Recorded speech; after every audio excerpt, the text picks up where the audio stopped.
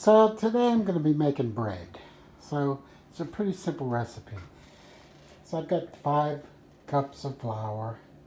I got a few cups of water.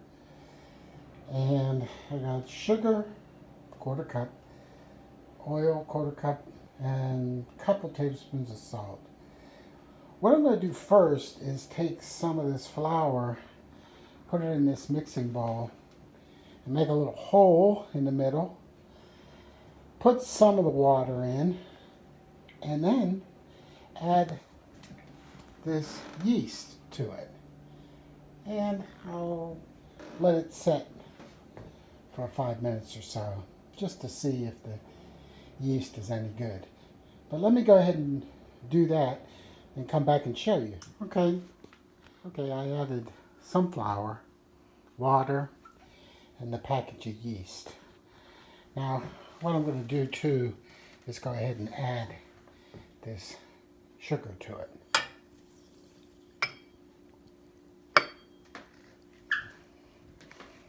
So, I'm just going to stir this a little bit with the 1 cup container here.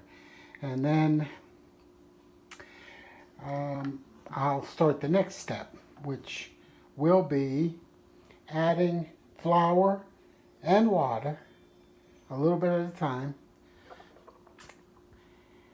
until I get all the flour incorporated. And then once the flour is incorporated, I'll make sure I add enough water to make it to the consistency that I want. Okay, I can see that the yeast is starting to work, so it's good. So now what I'm going to do is I'm going to add the rest of the flour. So there'll be 5 cups of flour. And then I'm going to start to mix and slowly add water until I get it to the sticky consistency that I want. Now the water was about 100 degrees, and it works nicely if you have it like 100, 105 degrees to start the yeast. So let me put the rest of the flour in, and then I'll start it mixing and show some of me adding water to get the right consistency. So with the 5 cups of flour and the little bit of water that I added to activate the yeast, I started mixing. And what I'm going to do now is add some salt. Because I want to get it incorporated pretty well. So this is a couple tablespoons of salt. So I'm going to go ahead and put that in before I start adding the water. So I'm just going to let this mix for a minute and then